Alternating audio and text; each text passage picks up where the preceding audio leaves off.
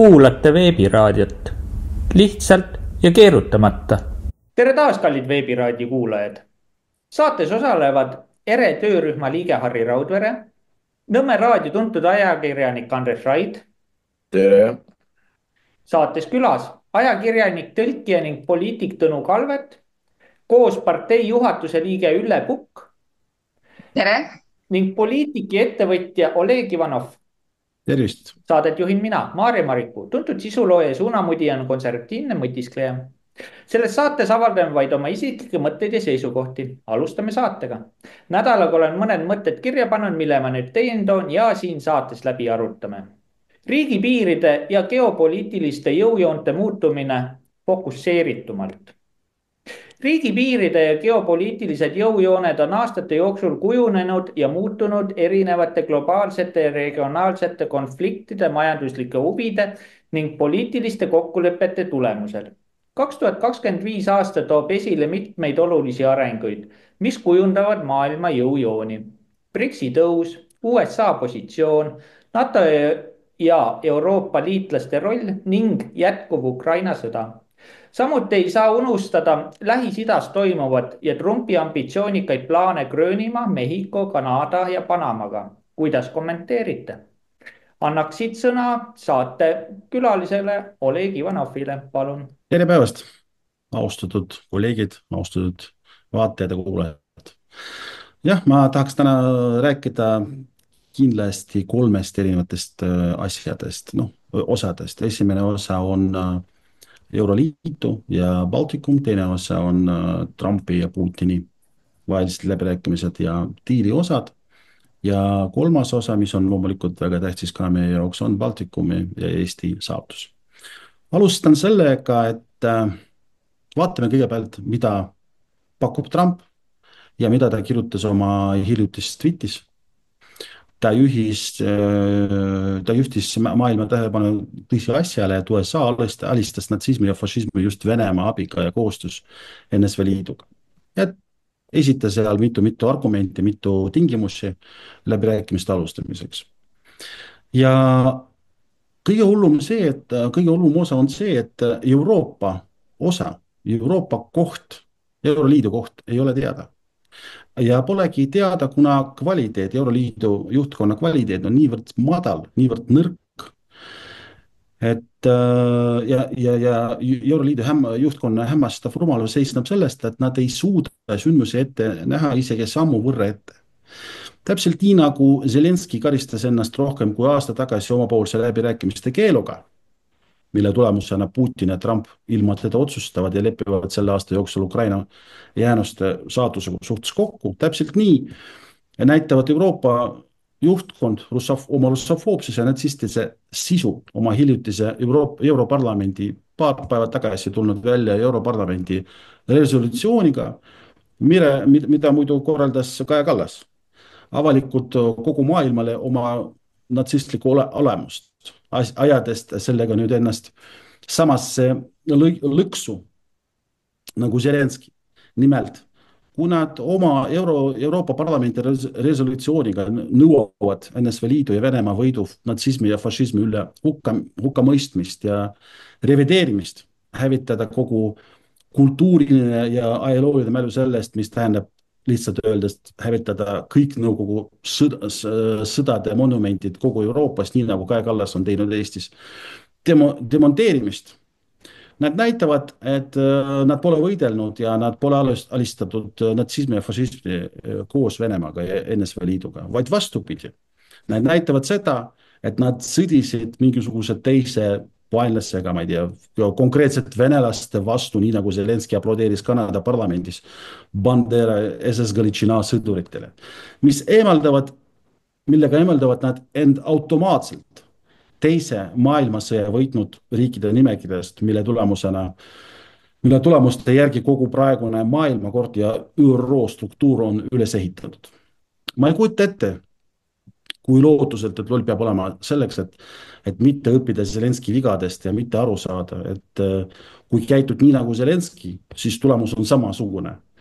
Ja nüüd selle tulemusena USA, Hiina, Venemaa koos BRICS-i ja Euraasia liitlastega otsustavad maailma ja euro saatuse ilma Euroliidu juhtimiseta, kuna nad näitavad, et nad et seal istuvad kaotajad, et seal istuvad natsistid, russofoobid, kaotajad, aga kaotajatega keegi ei lepi midagi kokku, otsustavad ainult võitjad. Tuletan teile meelde, austatud kolleegid, ma ei tea, kas te olete kunagi mõelnud, miks kindral de Gaulle, Prantsusmaa president tooaegne, seisis mitu tundi järjest Stalini haua ees, kui ta käis Venemaal NSV Liidus ametliku visiidiga. Sest ta oli väga tark ja tugev inimene ja ta mõistis suurepäraselt, kui kriitiline tähtsusega oli Prantsusmaale kuulumine teise maailmasõja võitjate nimekirja ja mõistis suurepäraselt, et ilma Stalini nõusolekuta ja initsiatiivita seda poleks olnud. Ja kõige kurioossem on see, et just seda üritabki Trump saavutada, nimelt hävitada täielikult Euroliidu kui sõltumata täisväärtuslikku globaalse tegijat. Nii et kogu Euroopa tööstus ja inimlikud ressursid ja tehnoloogia, mida ameeriklased vajavad, saab tõmmata üle USA territooriumile. Ja mul on veel mida lisada, palju on lisada, aga ma annan sõna edasi, kuna teised tahavad ka rääkida. Annan sõna edasi. Aitäh sulle, Oleg. Ülle, palun. Nii tore jälle sellise meeldiva seltskonnaga tarku mõtteid vahetada ja arutleda, mis on maailmas toimumas ja kuidas need suured poliitilised nihked mõjutavad meie Eesti allesjäämist ja julgeolekut. Ja ongi hetkel selline seisund Eestis, kus me arvame, et me suudame palju teha, aga tegelikult meist ei sõltu enam suurt mitte midagi. Ja nüüd leidagi see õige positsioon, kuidas ennast stabiliseerida, saabki olema meie selline kõige suurem väljakutse. Ja see saab ainult toimuda tänu sellele, kui me suudame mõista, mis toimub suures plaanis. Eks ole? Ja suures plaanis praegult ka ette ennustada täpseid detaile, mis ja kuidas asjad hakkavad toimuma, on samuti keeruline. Nii et üldiselt mõistlik, kui ei tea, mida järgmisena teha, siis vanarahva tarkus on see, et tuleks olla vait, vaadata ja oodata, mida praegult kahjuks meie Eesti poliitikud pole suutnud teha. Ja suurema hurraaga üritatakse Venemaad põlvili suruda, räägitakse kultuurist, lääne kultuurist, tsivilisatsioonist, nagu demokraatia oleks see ainukene õige vorm, kuidas inimkond saab eksisteerida. Ja see narratiiv ongi see, mis praegult on teinud tegelikult väga suurt ja hävitavat kahju nii Eesti rahvusele kui ka meie eksistentsile. Ja kui mõelda, et mis asi siis on kultuur ja tsiviliseeritus, siis minu vaatenurgast on see eelkõige vägivallatus, kus inimesed on võimelised suhtlema ja arendama dialooge ja leidma konfliktidele narratiivid, mis toimuvad suurriikide vahel. Eriti läänepoolne narratiiv on üles ehitatud vägivallale, vihale, vaenule ja kui mõelda realistlikult, siis see mitte ükski elu, mitte ükski ühiskond ei saa areneda selliste mõjutuste ja suunistega, kus meie eksistents ja elu mõte ongi nüüd ainult Venemaad vihata. See lihtsalt on ennast ammendanud ja see ei toimi.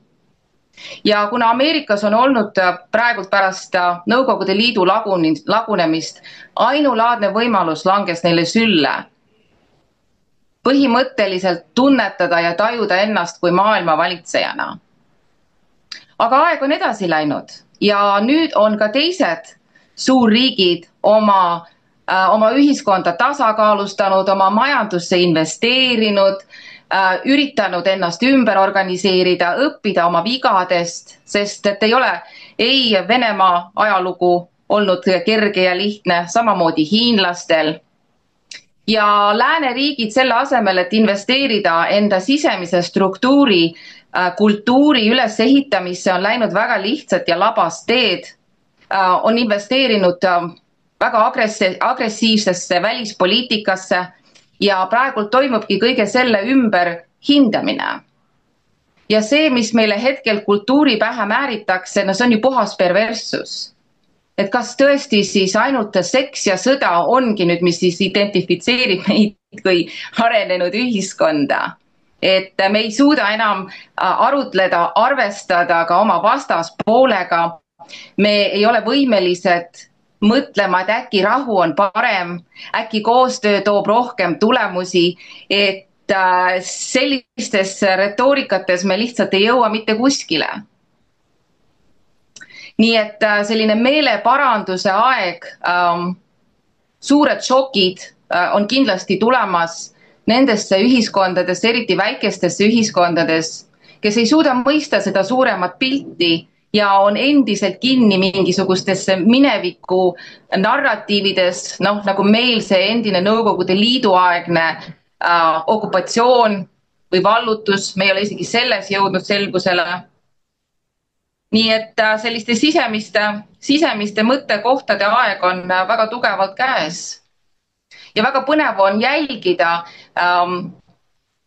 just erinevate ühiskonnatahkude poole pealt, kuna mul on võimalus elada 2 riigis, mul on väga tugevad sidemed ja kogemused, isiklikud kogemused elada Eesti ühiskonnas, elada Ameerika ühiskonnas ja kuidas sa näed tegelikult, et kui palju see narratiiv mõjutab, kui sa elad siin Ameerika ühiskonnas, kus Ukraina sõda ja Vene viha pole sugugi primaarsed, on hoopis teistsugused probleemid ja milline on reaalsus sellises ühiskonnas ja siis lähed Eesti ühiskonda ja vaatad, et seal sellist mitmekesist dialoogi absoluutselt ei eksisteerigi. Ja juba nüüd on läinud asi nii kaugele, et me oleme sunnitud olema õiget meelt või me ei olegi üldse eestlased, et kuhu me nüüd niimoodi oleme jõudnud. Nii et jah, et jällegi toon esile seda Müllersoni raamatut. Soovitan kõigil lugeda. Väga-väga huvitav. Härra Rein Müllerson on üks Eestimaa akadeemilisi geopoliitilisi pärle ja väga mõnusalt räägib lahti oma isiklikku lugu ja tausta ja kuidas ta on valinud neid hetki või miks on tema tee läinud nii, nagu ta on läinud ja ka tema suuremad mõtted geopoliitilistest protsessides, mis praegu toimub. Sest et üks probleem Eestis ongi see, et meil puudub vastav haridus, meil puuduvad professionaalsed ja haritud inimesed, kellele antakse võimalus panustada just sellisesse kollektiivse kultuuri arendamisse. Nii nagu Oleg siin eelnevalt ütles, et Euroopa suurim probleem on praegu see, et puuduvad kompetentsed inimesed eesotsas. Oleks teistsugused inimesed, oleks teistsugused karakterid, pole inimest, pole probleemi. Nii et enda harimisele tuleb kõvasti rõhuda ja leida neid väheseidki allikaid, mis annaks võimaluse just saada aru suuremast pildist maailmas. Aga selleks korraks siis kõik annan ka teatepulga edasi. Aitäh! Annaksid edasi Tõnu Kalvetile, palun. Riigipiirid muutuvad vastavalt sellele, kuidas kulgevad mitmesuguste mõjukate rühmituste jõujooned. Neid on ju maailmas on paras ports, mitte küll väga palju, aga siiski on. Ja kuidas nemad siis omavahel jagavad maailma? Ma võtaksin siin eeskuju näiteks Andrei Fursovist, ta on üks Venemaa helgemaid päid, ajaloolane geopoliitika asjatundja ja tema ütleb, et laias laastus need mõjukad ringkonnad jagunevad 3. Esimene on töösturid, teine seltskond on pankurid ja 3. on tänapäeval tulnud seltskond, need on need, kes on nagu kuidas nüüd öelda, infotehnoloogia hiiud, on see Elon Musk või on see Mark Zuckerberg ja nende kõigi huvid mingil määral on vastandlikud. Ta on rääkinud sellest, et omal ajal, kui töösturite käes oli jäme ots, siis nemad tahtsid kõiki ühtlustada, rahvusi kustutada, samas pankurite huvi oli jälle rahvusriigid. ja siis, kui tekkis jah, see kolmas rühmitus, kõige uuem, siis nendel oli omaette huvi. ja nüüd meie kui väike riik, väike rahvas, saame mängida nende vastuoludele, sest need vastuolud on täiesti olemas. ja kui näete praegu näiteks, kuidas Elon Musk mõjutab Lääne-Euroopa riikide, suurriikide poliitikat, see on tema huvi. Kuidas ta aitab rahvuslastel, konservatiividel koguda populaarsust, saada võimule üha lähemale. ja kui need saavad võimule, siis muutub ka vastavate riikide poliitika ja seda mitte ainult Ukraina suhtes, vaid ka muudes küsimustes. Siis on võimalikud juba teised kokkulepped, palju tervemõistuslikumad kokkulepped ja siis piirid muutuvadki. See oleks nagu minult sissejuhatuseks. Annan teatepulga edasi. aitäh sulle, Tõnu. Harri, palun. Vot kui see tänast saadet nüüd räägime sellest geopoliitikast ja riigipiiridest, siis oleme nüüd ka päris ausad. Esimene suur riigipiiride muutus pandi Euroopas toime ju Euroopa Liidu tekkimisega kui sellisega ja mitte ainult Euroopa Liidu tekkimisega, vaid Schengeni viisaruumi kehtestamisega, kus inimesed said liikuda vabalt ühest riigist teise ja noh, seda küsimust tulebki vaadata nagu kahest aspektist, eks, kas sisuliselt või vormiliselt. Sisuliselt jäid nagu riigid alles, kuid vormiliselt hakati integreerima täielikult majandust ühtsesse majandusmudelisse. Ja vaat seesama majandusmudel, mis siis Euroopa Liidus välja töötati ja mis pidi siis meile kõigile õnne õuele tooma, oli ju rajatud edukusele, kasumile, majanduskasvule, kõikidele sellistele muudele kriteeriumitele ja tundus, et kui kõik oleks jätkunud vanaviisi, siis Euroopa Liidust oleks võib-olla isegi veel päris korralikult asja saanud. Aga kui me nüüd vaatame kõrvalt Ameerikat ja uus president on nüüd nagu kõige ehtsam elus näide kapitalistist, sest öeldakse, et tema on kapitalist, tema oskab läbi rääkida, tema suudab oma tahtmisi läbi suruda, siis nende poliitika on kogu aeg olnud nõrk Euroopa. Ja nõrk Euroopa selles suhtes, et Euroopa ise ei peaks midagi tootma, Euroopa peaks olema tarbija. Ja me jõuame tagasi jälle selle vana leierdatud tõe juurde, et see majandusmudel, kus meie praegu põhimõtteliselt eksisteerime, see saab eksisteerida ainult tänu majanduskasvule ja majanduskasv saab eksisteerida ainult uute turgude tekkimisele, et sul on kuhu oma produkti müüa, niinimetatud klassikalises mõistes lisaväärtust tekitada, mille arvel sa suudad siis kompenseerida selle raha pealt makstava intressi, mis on niikuinii ühiskonda ringlusesse paisatud. See on nagu palju suurem mudel ja see on täiesti selge, et teatud piirkonnad, teatud riigid, teatud riikide grupid, et kindlustada oma riigis sotsiaalne heaolu, paratamatult peavad saama kuskilt täiendavat ressurssi. Ja kogu see lääne ühiskond on alguse saanud ja ongi rajatud ju põhimõtteliselt koloniaalpoliitikale. Meie lääne rikkused on ju röövimistele, orjandusele ja kõigile muule ju rajatud. Ja meie võime siin vaadata siin väikeses Eestis öelda, et jah, et meie ajalugu algas siis praktiliselt ikkagi postsotsialistlikust Eestist 30 aastat tagasi. Me ei saa iialgi ühele pulgale vana Euroopaga, kes on aastasadu akumuleerinud rikkust ja vahendeid. Me oleme, meid ei saa panna ühte majandussüsteemi efektiivselt tööle ja ühte jalga astuma. Need lihtsalt ei ole võimalikud. No ma toon teile labase näiteks. Mul ühes ühisfirma hispaanlastega, Iberdrolaga, kes on siis praegu Euroopa üks suuremaid taastuvenergia kontserne ja me arveldasime ja ma esitan neile arve maksmise tähtaeg 14 päeva ja siis ma hakkan saama Madridist nagu tuld ja tõrva, et mis sa oled mees lolliks läinud või. Meil on arvete maksmise tähtaeg 90 päeva. See tähendab seda, et 90 päeva peaks olema mul nii suur hulk käiberaha firmas, alustanud firmas, et ma suudaksin võib-olla aasta aega ise oma rahadega majandada ja teha ja ehitada ja arendada ja siis hakkaks mulle kusagilt raha tagasi tilkuma, nii et kuskil 3 aasta pärast ma võiks öelda, et minu firma majandustegevus oleks põhimõtteliselt plussis või ma suudaksin seda näidata, et ma töötan kasumlikult. Sest ülejäänud aja ma oleksin pidanud oma raha alla panema, sest et kui raha küla pealt tulema hakkab, selleks on vaja vähemalt 3 kuud neil aega aega ja 14 päeva pärast, noh, nad isegi ei tõsta laua pealt seda arvet menetlusse selle 14 päevaga. Meie siin räägime 7 päevast maksetähtajast ja ütleme niimoodi, et vaese ühiskonna edu ongi raha käibekiirus ja käibekiirus ongi ääretult oluline. Ja vot need on nüüd nüansid, mis me oleme põhimõtteliselt,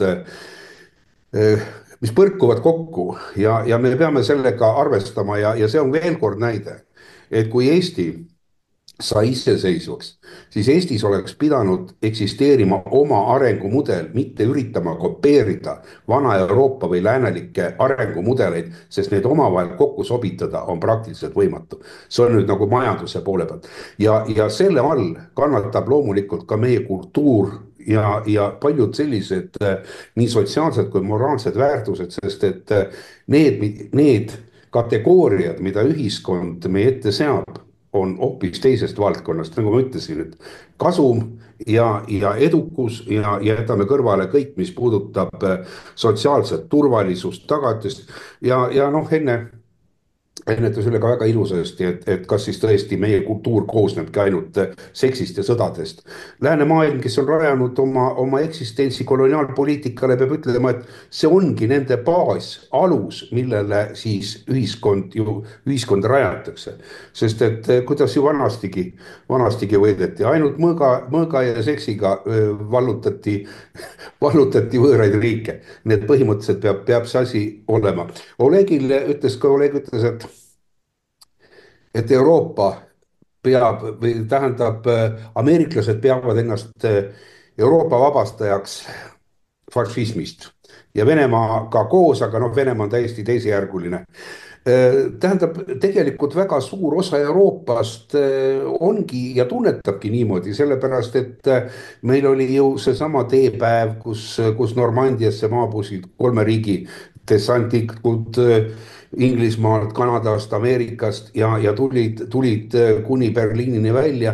Tähendab kasvõi selle Prantsusmaa osa ja Itaalia ja Põhja-Aafrika ja need riigid tunnevad täiesti, et nad on fašismist vabastatud just nende liitlasvägede poolt, mitte venelase poolt. Nii et noh, seda asja peab vaatama natukene objektiivselt ja noh, täiesti selge, et kes võttis Berliini, me seda kõike teame, aga prantslaste seisukohalt on see asi natukene teistmoodi ja selles suhtes on õigus, et De Gaulle käitus väga õigesti, et ta astus sellel hetkel võitjate poolele, sest et võitjate poolel ta kindlasti praktiliselt või füüsiliselt olla ei saanud, sellepärast et ju Prantsuse väed ju Hitleri Saksamaa sõjaväe koosseisus sõdisid ju lausa Moskva all ja said sealt väga kõvasti sakutada venelaste käest, aga tähendab Prantsuse rahvusväeosad olid ju sõjas idarindel. Nii et aga võib tõesti öelda, et Stalin halastas ja tõstis Prantsusmaa võitjate poolele, mis on tänases olukorras andnud prantslastele ka tõesti väga suure ja normaalse nagu eetilise või ka majandusliku potentsiaali. Mis siis veel? Ma kuulasin ka selle Müllersoni juttu, seda intervjuud ja ta kirjeldab väga paljusid asju õigesti ja ma olen temaga täiesti nõus, ainult ühte asja, mida ta ei suuda lahti mõtestada ja mida ei suuda ka enamus lahti mõtestada, on seesama Venemaa mentaliteet. See, et Venemaa võib teatud oludes käituda risti vastupidi läänemaailmas või ka meie inimeste arusaamistele. Sest venelased olid need, kes hüppasid ambrasuuri ette oma kehaga, panid kuulipildujaaugu kinni, et nende väeosa ja kaasvõitlejad saaksid mingisuguse tugipunkti ära vallutada. Vaat see ohvrimeelsus oma idee nimel ja minna sellega kas või rahuliku südamega surma, see on lääne inimestele mõeldamatu või hoomamatu, sest nendel eksisteerivad asjad natukene teistmoodi. Mul on väga meeles, kuidas mul hea kamraad ja käis siis õppustel Eesti kaitseväega, kus olid ka rootslased kohal ja kui rootslased ikkagi tundsid, et kell sai juba nii palju, siis neil oli vaja hakata teed jooma ja süüa tegema ja siis oli nagu, tulnud nagu see sõda enam meeldegi, aga noh, see mentaliteet on natukene teistsugune. venelane, nagu vaatamegi praegu Ukrainas, eks 24/7 tümitab ja tuuakse ohvreid, ei ole nagu mitte mingisugust küsimust. ja seegi, mis puudutab nüüd näiteks kasvõi seda suurt sõjapidamist, siis mina näen nende piiride muutmisel sellist tahku, et kui Venemaa hakkab kaotama, siis venelane lasebki kõik võimalikud ressursid käiku, et säilitada oma riik, oma riigipiirid. ja kui see ei õnnestu, siis on öeldud ju Vene presidendi Putini poolt väga konkreetne lause, et kui uus maailm, mida nüüd ehitatakse, peaks olema ilma Venemaata, siis seda uut maailma ka vaja ei ole. ja vot läänemaailm seda lause sügavust ja seda sisu ei mõista. ja need, kes venelasi tunnevad hästi, saavad väga hästi aru, et kui asi läheb hulluks, on nad nõus laskma terve maailma vastu taevast. ei saa meie, aga ei saa ka teie. ja vot siin ongi see, et see arusaamine või see tõekspidamine, et Venemaa ei pruugi seda suurt geopoliitilist sõda, mida siis praegu ameeriklased kõik korraldavad, ei pruugi seda võita, aga ta ei kaota ka mitte kunagi. sest kui kaotavad, siis kaotavad absoluutselt kõik. ja kõikidel nendel läbirääkimistel peaks lääne pool seda väga konkreetselt arvestama. ja ütlesin ka seda, et Ameerika, nii nagu praegu ütleb, et Ameerika peab saama uuesti suureks. no seda arvab ka Venemaa, et Venemaa peab saama uuesti suureks ja paratamatult, kui kokku ei lepita, et kes saab mida ja kuidas siis ära jagatakse geopoliitiliselt maailm koos Hiinaga ja mis iganes teiste mõjusfääridega veel, siis paratamatult konflikt paisub üle piiride ja neid tagajärgi ei suuda me mitte keegi täna hoomata. sellepärast, et me oleme jõudnud eksistentsiaalsesse vastuollu, eksistentsiaalsesse kriisi, kus läänemaailm põhimõtteliselt ei saa enam vanamoodi elada, sest neil on vaja majanduskasvu. ja ida pool ei taha enam niimoodi elada, et ta allub täielikult lääne diktaadile, nii nagu seda kogu aeg on tehtud, nagu seda kogu aeg on olnud. ja see on eksistentsiaalne vastuolu. ja siin noh, nagu tavatsetakse öelda, nagu klassikad ütlevad, et see on antagonistlik vastuolu ehk lepitamatu vastuolu ja istuda läbirääkimiste laua taga on jah võimalik, aga sellisel juhul tuleb arvestada mõlemate riikide, suurriikide soove, vajadusi, tõekspidamisi. ja kogu selle valguses ma tahaks öelda veel niimoodi, vaadates, mis geopoliitiliselt sünnib, et kõik need rahad, need toetused, mida me oleme Ukrainale andnud ja jaganud ja garanteerinud ja meie riigieelarvest, need on täiesti maha visatud raha. sellepärast, et mitte mingil juhul ja seda oleks pidanud teadma, seda oleks pidanud aru saama, iga inimene, kellel ongi natukene mõistus peas, oleks pidanud aru saama, et see toetus on juba algselt mõttetu, sest me võime rääkida, et nad võitlevad meie eest või mis iganes, tuuakse alternatiivid välja. peale tohutu korruptsiooni, varguse ja kantimise ei juhtu seal ju absoluutselt mitte midagi. ja seda me näeme praktikas iga päev. nii et aitäh. aitäh sulle, Harri. Andres, palun. nojah, tegelikult ega no, riigipiir ei ole mitte midagi muud kui kokkulepe, mis on sõlmitud ükskõik missugustes olukorras või missuguses situatsioonis, missugustes tingimustes. kas on leppinud kokku kaks vallutajat näiteks oma mingisuguse saagi jagamisel, no vaadake Aafrika piire, mikspärast üks Aafrika lääneosa ja idaosa räägivad põhiliselt erinevat keelt, üks prantsuse, teine inglise keelt. või siis on tekkinud need piirid kuidagimoodi noh, loomulikust jadast, sõltuvalt nendest hõimudest ja need hõimud on oma piirid kuidagimoodi sehkendanud ja kehtestanud, kas siis väevõimuga või kuidagimoodi mingisugustel muudel viisidel. Need on kõik erinevad, aga noh, paraku midagi teha ei ole, ega maailma ajalugu on suures osas just nimelt sõja ajalugu. Ühendriikide ajaloos on olnud, kui ma ei eksi, kas on 17 päeva või kus nad kellegiga sõjas ei ole olnud. nii et no ei ole kuigi palju. ja neid hetki, kus maailmas ühtegi sõda ei ole käinud, neid on ka ikka suhteliselt vähe. me räägime seda juttu praegu olukorras, kus on kalendris niisugune huvitav kuupäev, 2. ja veebruar. Teatavasti on see Tartu rahu aastapäev. ja nüüd siis on üsna huvitav jälgida, et kui taastati Eesti Vabariiki, no 80ndate lõpust hakati sellest kõva häälega rääkima ja no ennäe ja tehtigi ära. tingimused olid soodsad ja tahet oli oluliselt rohkem kui praegu. entusiaste ja tarku inimesi tundub, et oli siis ka kuidagimoodi rohkem või tegelikult noh, mitte päris nii, ütleme, et targad inimesed ja ideelised inimesed olid tol ajal lihtsalt need, kes asju määrasid. praegu neid enam eriti asjade juurde ja otsustamiste juurde ei lasta.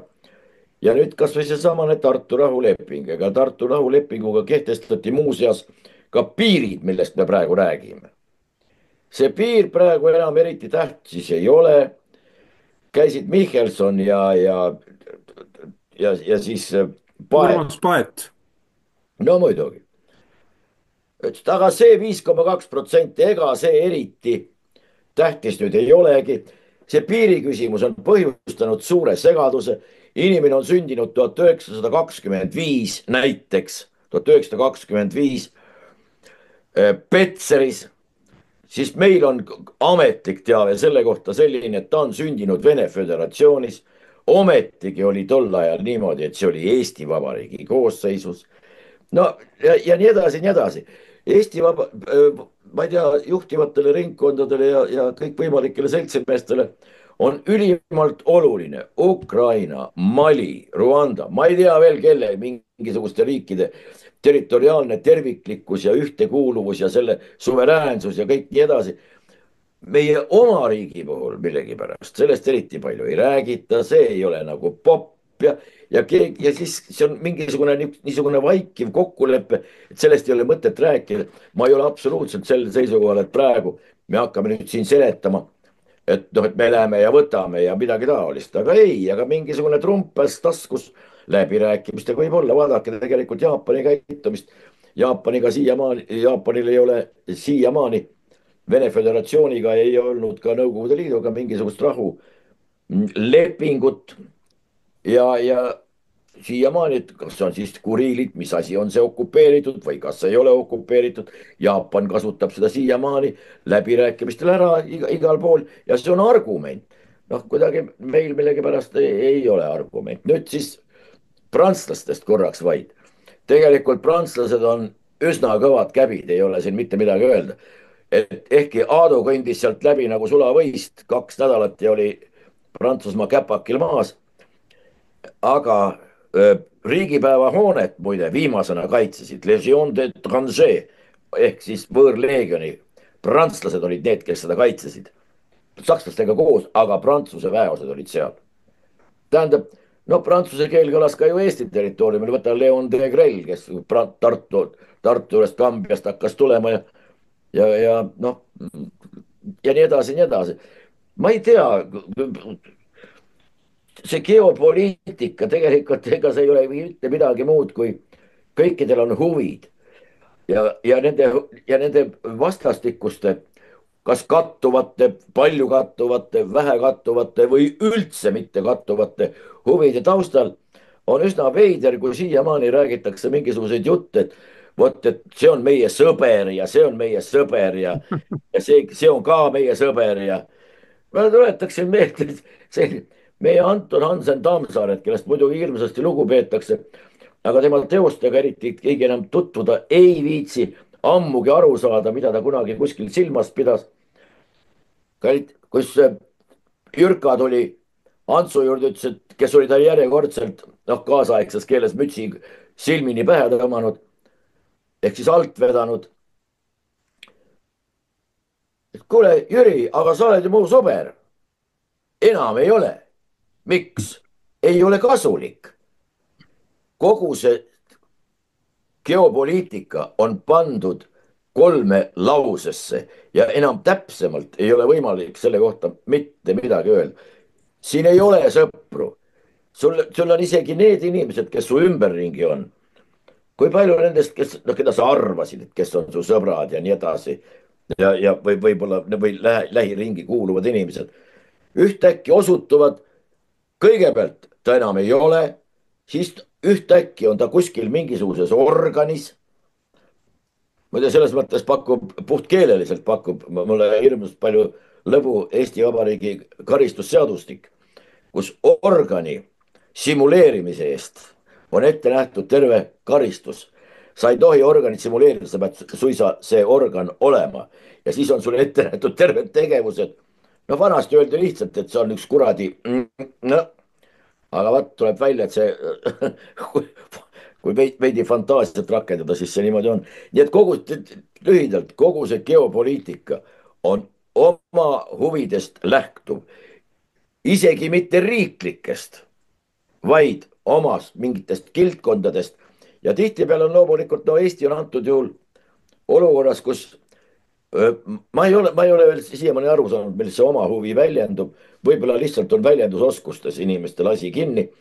Sellepärast, et ega kuigi suure vaimuvalgusega meil olemasolevad valitsejad ei hiilga paraku ja nende väljendusoskus on nagu ta on. Aga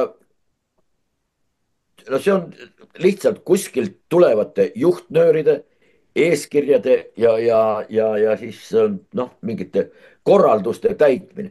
Mul ei lähe meelest ära, kui 90ndate alguses, kui Mart Laar oli peaminister, Jeffrey Sachs, kes muide praegu tundub, et on natukene isegi meelt muutnud, võib-olla, kes äärmiselt nutikate, äärmiselt paeluvate artiklite ja sõnavõttudega on viimasel ajal esinenud. Väga nutikas, väga nutikas. Kuidas ta sõimas lihtsalt, uks oli lahti, meie peaministri näo lihtsalt nii täis, et see tuli lappilisena välja. Küsimus oli, miks te ei tee? Me oleme teile öelnud, kuidas tuleb teha. Me oleme teile vahendid andnud, kuidas ja mille arvelt seda kõike teha. Mis viga on? Kas te ei saa aru või? Milles viga on? Nii juhmid olete või? Sõna otsas mõttes. No lapiline tuli sealt välja, aga ega selles mõttes ega suhtumine ega kõik see muu ei ole ju muutunud. Nüüd on ainult meie jälgin suure huviga, mismoodi see suunamuutus tuleb. Sellepärast, et kui Donald Trumpil õnnestub siiski oma see suunamuutus läbi viia ja kas või nende sugude osas mõistus koju tagasi tuua, siis ma tahaksin näha, mismoodi meie see peavoolumeedia muutuma hakkab ja ütleb, no ei, võib-olla või nii kaugel, kui siit sinna ikkagi ei olnud. Jah, võib-olla tõesti see oli natuke lähemal. Aga igal juhul mõned protsessid on siin, tundub, et pöördumatult käima pandud, vaadates kas või meie praegust haridusministrit. See, mis toimub meie ülikoolideks nimetatavates asutustes, siis on see selge see, et siin ei peagi olema ühtegi nutikat inimest. Siin peab olema yes massa ja ongi kõik. Need asutused, mis praegu ennast ülikoolideks peavad, Tartu veel mõnes mõttes sellepärast, et sealt tulevad ikkagi arstid ja sealt tuleb midagi muud ka peale selle humanitaaria välja. Juristid näiteks, see on jälle küsitav, aga olgu pealegi. Tõmbame natukene venitame seda tekki laiemaks. Aga Tallinna ülikool ka näiteks tänasel kujul, ma ei tea, miks seda ülikooliks kutsutakse. Aga olgu, pikaks läks. Aitäh sulle, Andres. Oleg, palun. Ja, on palju lisada ja on palju kommenteerida. Alustan väiksest kommentaaridest Anton Hansen Taamsaare suhtes. Sotšis asub tema maja muuseum. Sotšis elab päris suur Eesti kogukond, 300 perekonnad. Ma suhtlesin nendega, ma tegin päris korraliku filmi nendega. Käisin seal mitu korda, proovisin nendega eesti keeles rääkida. Ei saanud rääkida eesti keelt, kuna juba 4.-5. põlvkonnal elavad seal ja käivad väga harva Eestisse. Ma ütlesin, miks te tagasi Eestisse ei tahtnud minna? Nad ütlesid, ei taha, me tunneme ennast väga sobilikult, väga korralikult siin.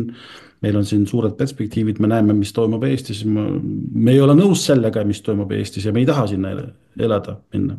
See oli šokk minu jaoks, ma proovisin nendega eesti keeles rääkida, sama Krimmi Eesti kogukonnaga, Abhaasias Eesti kogukonnaga. Nad ei taha, nad lihtsalt vaatavad, objektiivselt vaatavad, mis Eestis toimub ja see on nagu panoptikum nende jaoks. Nad vaatavad ja nad ei tunne eestlasi ära. Ma ütlesin, no aga need on samad eestlased, teie olete eestlased, nemad on eestlased. Ei, nad on mingid teised inimesed, sest me ei ole, eestlane ei käitu niimoodi. Ja eestlane on viisakas, intelligentne inimene, kes niimoodi ei käitu. Ja Anton Hansamäe muuseum eksisteerib, toimib, töötab, inimesed käivad seal, kedagi ta ei sega seal, asub Eesti tänaval, kõige suurem Sotši tänav, Eesti tänav, Eesti küla nimega, Estonskaya derevня, Estonskaya ulitsa. Ja keegi ei ole huvitatud selleks, et ta peab olema ümber nimetatud kindlasti Eesti. Isegi ei tule, sellist ideed kedagi ei tule, no, sest normaalselt inimestel ja isegi Roosa Huter on ju ka Andres Roosa nime järgi kõige tuntud vene see kurort nimega. See oli Andres Roosa omal ajal ja võeti ühe O ära ja Roosa Huter on jäänud nimega. Nüüd kõige huvitav loomulikult tekst oli Harri poolt minu jaoks, kuna mentaliteedi osa mind huvitab kõige rohkem. Ja just sellest mentaliteedi erinevust kindlasti tahaksingi sellest rääkida. Alustame sellest, et Trumpi ja Putini lähtepunktidest läbirääkimised. Lähtepunktid on natukene erinevad. Mis on erinevus? Erinevus ongi sellest mentaliteedi küsimusest, sest Trump räägib, ütleme, teisest natukene väärtusest, teisest eesmärkidest ja teisest kontseptsioonist. Tema räägib suurest diilist, mida ta nimetab terminiga rahu läbi jõu. Mis tähendab seda, et USA valitsus, Trump antud juhul, tahab saavutada ameeriklaste jooksvate huve.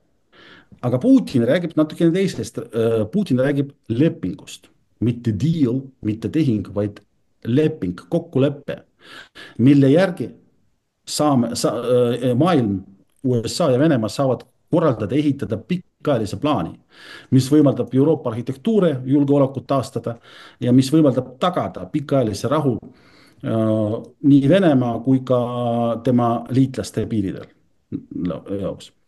Ja nüüd just täpselt seesama asi, mida rääkis Harri eksistentsiaalse, ma panin isegi kirja, eksistentsiaalse vastuolu piiri. Vot see on see, mille ma tahtsin natukene detailsemalt rääkida.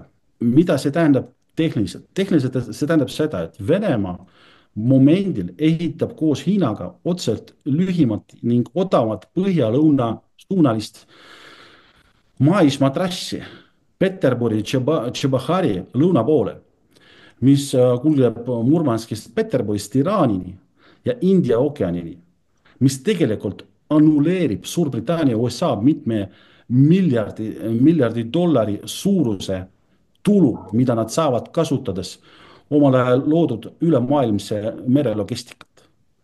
Kui sa teed Hiinast Pariisini näiteks, siis sa pead seda tooma läbi merelogistikat, mis on kunagi ehitanud britaanlaste ja ameeriklaste vahel. Ja sa pead nendele maksma kõikidele operatsioonide eest, alustades, ma ei tea, Lotsmanevske pravodka, alustades sellest, et kindlustada pead sa oma kaupa, lõpetades sellest, et sa pead kuskil laadima. Aga nüüd, mis teeb?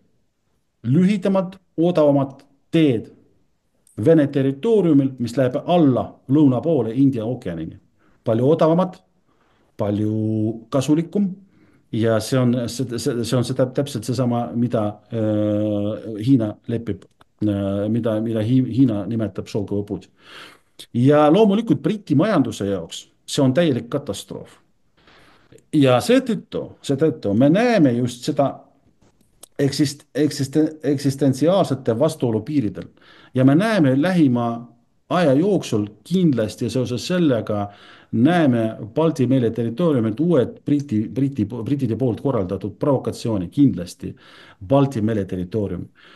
Mida Balti mer, nad deklareerivad ametlikult juba, et nad üritavad Venemaa jaoks seda sulgeda, täpselt nii nagu nad on kunagi üritanud sulgeda Musta merd.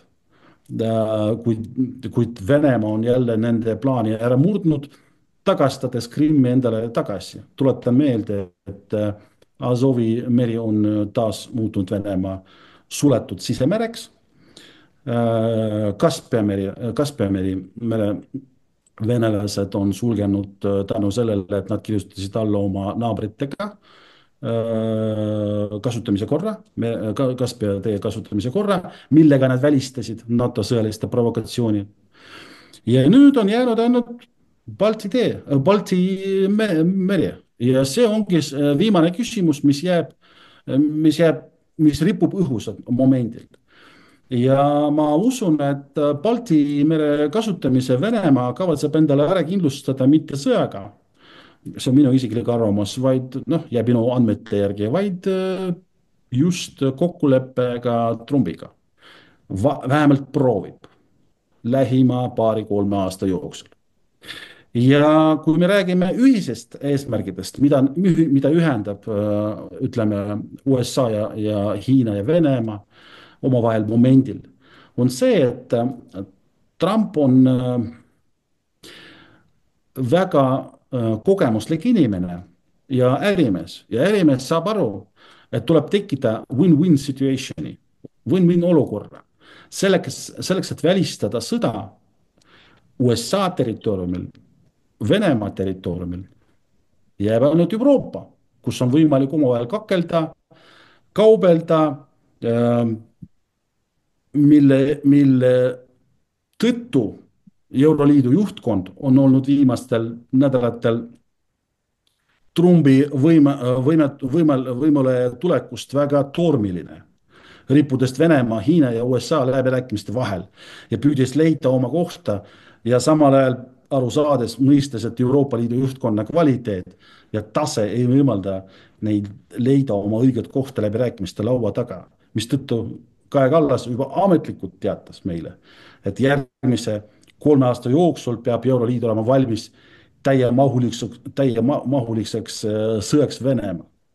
See tähendab seda, et tema nägemuste järgi, et sõda ei toimu USA-s, sõda ei toimu Suurbritannias ega Venemaal territoorium, vaid just nimelt peab toimuma kuskil Euroopas või Balti mere territooriumil. Ja selleks ta kulutas välja, et ametlikult Euroopa valmistab ennast ära.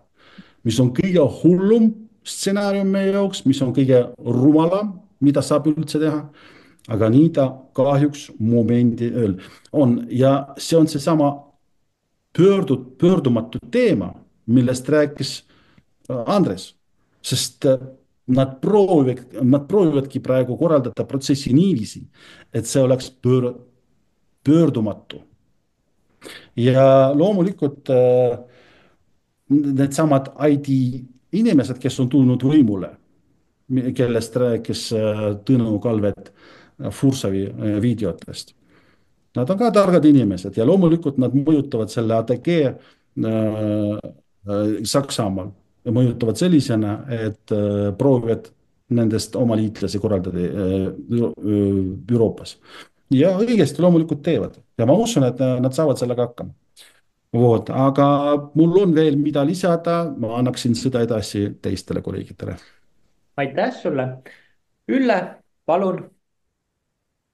Ja väga põnev on kuulata siin erinevaid vaatenurki ja lisaksin Andrese teema arutusele veel omalt poolt mõeldes, mis on geopoliitika, mis dikteerib, mis tähendab geopoliitika, see on põhimõtteliselt ju geograafia, demograafia, populatsioon ja ressursid ning valitsev ideoloogia. Ja ka milliseid väärtusi siis erinevad erinevad riigid, rahvused suuremal tasandil suudavad pakkuda.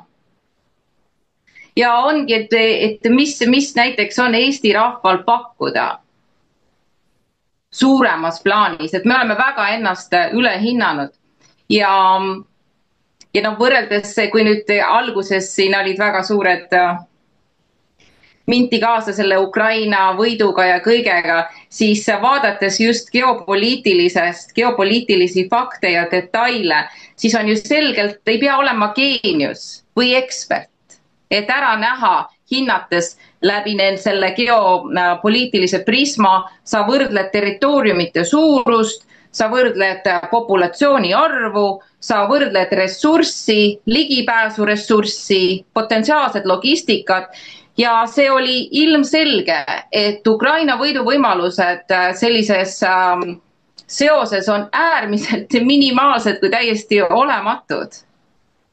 Nii et see juba on olnud suur kuritegu ja vastutustundetu lähenemine, kus on puudunud just selline kultuurne ja tsiviliseeritud pikemaajaline läbimõtlemisprotsess ja arusaamine tegudest ja tagajärgedest. Ja vaadates praegu, mis toimub Euroopa tasandil, selline õhina-põhina emotsionaalne hüppamine, puudub sisu, puudub läbimõtlemine, puusalt tulistatakse ilma, et kuskil on mingisugunegi intelligentne, loogiline arutlusprotsess, et me teeme neid asju sellepärast, et see mõjutab niimoodi, et see toob meile seda kasu. Kõik on suunatud lihtsalt vägivallale ja enesehävituslikule tegevusele. Ja vaadateski nüüd, mis ka Oleg tõi välja väga olulise nüansi just täpselt, milline on see suhtumine hetkel geopoliitiliste liidrite, millised on need isiksused ja karakterid, kes esindavad nüüd maailma neid suurimad jõupunkte, kust seda võimu genereeritakse. Ja kui vaadata ja mõelda, et Hiina ja Venemaa on ju iidsed kultuurid, nad on kus nende tsivilisatsioon on kollektiivselt arenguprotsessides ja on lõpuks arenetudki välja sellisest arusaamisest, et edu seisneb ainult koostöös pikemas plaanis. Kui me mõtleme pikemas plaanis, siis ühiskond ja areng saab toimuda ainult tasakaalustatud keskkondades. Ja ei pea ilmtingimata lähtuma sellistest primitiivsetest impulssidest, kus võim kui selline, domineerimine kui selline ongi eesmärk omaette, mis on olnud Ameerika geopoliitiline ja välispoliitiline suund, on olnud domineerida. Ja et domineerida, selleks on vaja vastast nõrgendada. Ja nüüd ongi huvitav jälgida, kuidas siis Ameerika president Trump suudab just selle intelligentsi kvaliteedi ja maailmapildiga kaasa minna, sest et tema kui agressiivne ärimees on tegelikult geopoliitikas veel suhteliselt lapsekingades ja üritab leida oma siis sellest hääletust, aga mis ka Oleg tõi välja, et kuna pluss on see, et Trump ei ole ideoloogiast kui sellisest saastatud, et ta on majanduslikult mõtlev mees. Ja kui talle ka lõpuks õige informatsioon ja natukene sellist õiget konsultatsiooni kohale jõuab, siis võib-olla on tal ka võimalus just leidagi see kokkulepe ja aru saada pikemaajalistest perspektiividest, mis globaalselt praegu toimuvad. Et selles mõttes ongi, et ma ei tea, mida on Euroopal veel loota, sest et signaalid on ju välja antud, isegi kui Trump puudub hetkel võib-olla see visioon ja arusaamine, mulle tundub, et ta võtab endale aega, et järgi jõuda ja täpselt nüanssidesse süveneda, mis toimub geopoliitikas. Aga ta on välja andnud signaali, et ta on huvitatud kokkulepetest, ta ei ole huvitatud vägivallast. ja kas sellega läheb nüüd natukene rohkem aega või kauem aega, aga on ilmselge, et praeguste protsesside lõppeesmärk saab olema see, et on nüüd maailmas 3 mõjuvõimsat võimukeskust, siis jagatakse ära need oma võimu- või majanduslikud siis mõjusfäärid ja maailm loksub järjekordselt uude faasi, multipolaarsesse faasi, kus igaüks toimetab oma piiride juures ja rõhutaksegi koostööle, mitte üksteise hävitamisele.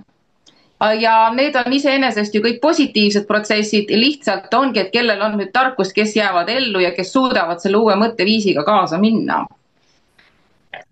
Et see saab olema suur väljakutse ja loomulikult praegult on ka väga palju ju maailmas ja geopoliitikas just üles ehitatud väärtuspõhistele suhetele, nii nagu Andres ütles, et ei ole ju sõpru, on lihtsalt nagu omad huvid. Ja ma arvan, et hakkab toimuma ka see murdumine. Igasse asjas praegult otsitakse tasakaalu, aga ka materiaalsuse ja vaimsuse vahel. Et mis siis on see energia või see impulss, mis inspireeriks meid üldse elama. Et noh, kes me inimestena oleme ja kuhu me minna tahame, mis on see suurem pilt. Et ma arvan, et ühiskond mingil hetkel hakkab ära väsima sellest tarbimiskultusest, sellest perverssuse kultuurist. Sest et see ei paku sellist hingelist rahuldust ja ei paku ka hingelist kasvamist. Ja kindlasti ka kogu selle AI arenguga me peame ka järjest süvenevalt adresseerima, et kes me üldse oleme inimestena. Et kui see inimtõug homo sapiens on ju praegult niivõrd suures moondumises ja muutumises, et nagu maailm kollektiivselt, kuhu me siis liigume, sest et me tõesti jõuame varsti nii kaugele, kus tehisintellekt, et kas siis tehisintellekt saab olema see meie jumal, kes suunab, kes täpselt ütleb, kes meie eest räägib, me ei ole võimelised varsti enam ise lauseidki formuleerima, rääkimata sügavamatest aruteludest, sest meie enda mõtteprotsessor on järjest rohkem nüristatud. Vägivaldsed mõtted tunduvad uus normaalsus, inimesi tappa, see on meie kaasaegne hobi, mõelda, keda vihata, keda maha lüüa. Noh, see lihtsalt ei saa niimoodi kestma jääda. Nii et praegult tõepoolest elame väga põnevatel aegadel ja kas see on meile needus või võimaluseks, seda selgitab aeg välja. Et sellega ka praegult annaksin teatepulga siis edasi. Et eks neid mõtteid kogu aeg hüppab peale nii palju ja tahaks siin ja seal sõna sekka öelda, siis et sellest et seda kõike kokku võtta ja arutada mitme külje pealt, selleks oleks vaja tõesti teha veel rohkem isegi saateid ja mõelda, et kuidas ka rohkem rahvast kaasata sellistesse aruteludesse. Teha seda rohkem nii-öelda siduvamaks. Et õiged mõtted inspireeriksid inimesi muutma oma suhtumist ja just väärtustama ennast inimesena ja inimlikke vaateid. Ei ole ju raske, et olla lihtsalt normaalne inimene. Olla heatahtlik, leida asju, kus saaks koostööd teha, arvestada seda, et me kõik oleme ju mingil tasandil erinevad, me kõik oleme mingil tasandil patused, ela ise ja lase teistel elada. Ma loodan, et maailm juba lõpuks jõuab sellesse punkti. Aitäh sulle, Ülle. Tõnu, palun. Mul tekkis selline kahetine tunne. Ühest küljest rõhutatakse nagu seda, et me oleme hästi väikesed, meist ei olene mitte midagi. Aga teisest küljest unustatakse ära, et meil siiski on ju olemas täiesti eduvõimalused, vastumänguvõimalused. Selleks tuleb ennast lihtsalt harida.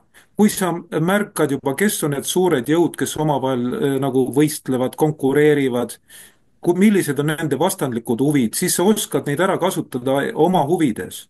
ma olen varemates saadetes ja ka oma teistes esinemistes korduvalt esile toonud Ungari näidet. kui iseenesest võtta, siis Ungari on nagu kärbsemust maailmakaardil, eks ole, seal on nüüd juba alla 10 miljoni elaniku. kui me võtame juurde tema naaberriikides elavad ungarlased, siis tuleb kokku võib-olla 13,5 miljonit ungarlast. aga vaadake, Ungari sisuliselt on Euroopa Liidu juhtriik, kuigi ta ametlikult pärast, mis ta oli, 31. detsembrit 2024 enam ei ole Euroopa Liidu juhtriik, aga tegelikult on. ja mitte sellepärast ainult öeldakse, et kui sa tahad, et Donald Trump sind kuulda võtaks, siis kõigepealt räägi Viktor Orbániga, vaid kõik see eeldab üsna pikaaegset asjatundlikku läbimõeldud tegutsemist. Ungari on seda teinud, ta on leidnud enda liitlasi, ta on leidnud sobivad majandushoovused, mida enda jaoks ära kasutada. ma olen ka varem toonud eeskujuks, et kui näiteks teatud olukordades Hiina või Iisrael on konkurendid või Venemaa, eks ole, aga Ungariga saavad nad kõik läbi, suhtuvad temasse hästi. ja Ungari geopoliitika asjatundjad, need, keda mina jälgin pidevalt, võib öelda peaaegu iga päev, eks ole, need on väga kõrgetasemelised. Nendes ma ei ole märganud sellist hüsteerilist Vene viha. Nad ei ole üldse Vene ees pugejad, nad on väga kriitilised Nõukogude Liidu tehtu ees, aga samas nad on kained. Nad vaatavad, mis on kasulik neile, kuidas nad saavad ära kasutada rahvusvahelist olukorda oma huvides. ja kui Eesti inimene teab näiteks, kes nagu on maailmas tegija, millised on tema huvid, siis ta saab aru, kelle huvides tema riigi juhtkond tegutseb ja kas see on nagu rahvusele või kui tervikule kasulik või mitte. nüüd ma täiendaks veidikene Üllet, tema mainis 3 suurt, see on siis vastavalt Ameerika Ühendriigid, Hiina ja Venemaa. aga on veel 2 veidi väiksemat suurt, kes tahaks olla suuremad, need on Suurbritannia ja Prantsusmaa. ja näiteks nii Andrei Fursov kui ka teine väljapaistev Vene ajaloolane ja geopoliitika asjatundja Panarin on öelnud, et suurim vaenlane nii Venemaale kui sisuliselt ka Mandri-Euroopa kultuurile on Suurbritannia. ja just tema susimine, tema tegutsemine on kõige ohtlikum. mõlemad nad on öeldud ka seda, et näiteks USA oli huvitatud Nõukogude Liidu nõrgestamisest, mitte lagundamisest, aga see, kes ajas lagundamise asja, oli Suurbritannia. ja USA alles viimasel momendil soostus sellega, et Nõukogude Liit tuleb tükeldada. noh, Balti riikide lahkumine, see oli eelnevalt kokku lepitud, aga et ka teised oleks eraldunud, see oli alles viimase hetke otsus USA-lt. samas Suurbritannia on seda kogu aeg tahtnud ja tahab praegu ka tõsimeeli Venemaad tükeldada. see ei ole nagu mingisugune propagandaloosung, et tükeldame Venemaa. selliseid kaarte on küll näidatud, see on brittide huvi. USA huvi on Venemaad nõrgestada, aga niimoodi, et ta säiliks vastukaaluna Hiinale. ja sama lugu on põhimõtteliselt praegu Ukraina kriisiga. selle elus hoidmine on kasulik ennekõike Suurbritanniale, mitte USA-le. USA on tüdinud sellest, ta sooviks keskenduda kas Taiwanile või oma asjadele. ja miks näiteks Prantsusmaa ehk ütleme 5. endine suur on nagu asjast huvitatud, tema relvatööstus eelmise aasta lõpu seisuga tõusis maailmas suuruselt 2. tal on vaja kuskil seda realiseerida, sellepärast Prantsusmaa näiteks väga pressib peale, et tuleb luua Euroopa Liidu ühisarmee, sest siis on tema relvatööstusel jälle toodangut. ja hiljuti, päris hiljuti, kui ma õigesti mäletan, kas oli 1. veebruaril 2025 tuli selline uudis, et Tšaadist lahkusid viimased Prantsuse sõjaväelased. ja siis prantslased on väga mures, sellepärast et nende mõju Aafrikas üha nõrgeneb, üha rohkem endisi asumaid on need, kes saadavad lihtsalt prantslased minema. ja selle võrra suureneb seal Venemaa ja Hiina mõju. meil varem räägiti, et oi kui halb, Hiina muudkui laieneb Aafrikasse, ostab sealseid riike ära, aga nüüd viimastel aastatel on sinna ka laienenud Venemaa ja see ei ole ainult Wagneri selle sõjarühmituse kaudu, vaid ka majandussidemete kaudu. ja praegu ma oma selle mõttekäigu lõpetuseks meenutaks uuesti sellist fakti. 2024. aastal ju kogu maailm rääkis sellest, kuidas Kaasanis toimus tippkohtumine, Venemaa saavutas seal tohutu läbimurde, ta ei olnud isolatsioonis, aga unustatakse ära, et natukene pärast seda toimus Sotšis, selles samas kohas, mida mainis Oleg, toimus ju Venemaa ja Aafrika tippkohtumine ja Venemaa nii-öelda isolatsiooni mängimine seisnes selles, et seal oli kohal minu mäletamist mööda 54 Aafrika riigi juht ja sellest 54 riigist kas 31 või 33 sõlmis sealsamas koha peal Venemaaga põhjaliku pikaajalise relvakoostööleppe, kaitsekoostööleppe. Nii et mida me siis räägime isolatsioonist? See näitab selgelt, et jõujooned muutuvad ja ei ole enam päris niimoodi, et senised pealikud USA või Suurbritannia või isegi Prantsusmaa suudavad käsutada ja teised löövad kulpi. Sellega tuleb arvestada ja pöörame äkki tänase saate ülejäänus osas ka sellele nagu tähelepanu, kuidas on muutunud need jõujooned ja mida tahetakse teha, mis märgid viitavad sellele, et tahetakse veelgi muuta, sest praegu me ei ole ju jõudnud protsessi lõppu, see on selge. Minult praegu kõik. Aitäh sulle, Tõnu. Harri, palun. kuulates teie juttu, vaata, kui me nüüd räägime nüüd meie eestlastest, kes elavad Venemaal ja nad on koondunud kultuuriseltsidesse ja tagasiside kultuuriseltside esindajate käest on tegelikult väga kole ja halb. Nad ütlevad, et meie riigi poliitika kahjustab neid kõige rohkem. Ei Venemaa ega mitte miskit muud, vaid see, kuidas meie suhtume, see peegeldub ka venelaste suhtumises meie kultuuriseltsidesse, meie inimestesse, eestlastesse, kes elavad Venemaal. Ja seda heidetakse ette, see on nagu väga paha. Ja aga mis nüüd puutub selles isolatsiooni, siis noh, on ju täiesti selge, et Venemaa ei ole isolatsioonis ja see on lihtsalt puhas propaganda, mida räägitakse, et Venemaa on isolatsioonis. Venemaa ei ole kuskilt otsast isolatsioonis. Ja see poliitika, mida ta ajab, on avatud poliitika. No puutusin ise ka Aafrikas kokku inimestega, kes on otseselt seotud Vene riigi poliitikaga Aafrikas. Ja see suhtumine on absoluutselt teistsugune kui näiteks ameeriklastesse. Ja venelastes nähakse koostööpartnerit, mitte neid ülbeid tegelasi, kes tulevad, võtavad, tahavad saada. Ei ole niimoodi nagu tallinlased Saaremaal, et meie maksame, me oleme Saaremaalt või Tallinnast. Tähendab, seal see suhtumine ja see asjaajamine ja see asjaajamise kultuur on absoluutselt teistsugune.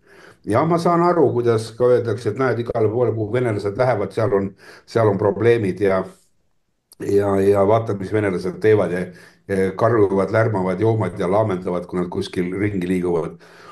Iga rahvuse hulgas on musti lambaid, nii et noh, hakata sellega hindama nüüd kogu Venemaa välispoliitikat on minu meelest natuke kohatu, aga mulle on seda ette heidetud ja nina peale visatud, öeldud, kui ma olen ütelnud, et Venemaa välispoliitika on omaette tase, siis sellele kohta öeldakse jah, et see on nagu, sa ei ole nagu õige eestlane, sa oled putinist ja Kremli troll ja kõik, kui sa selliseid asju räägid.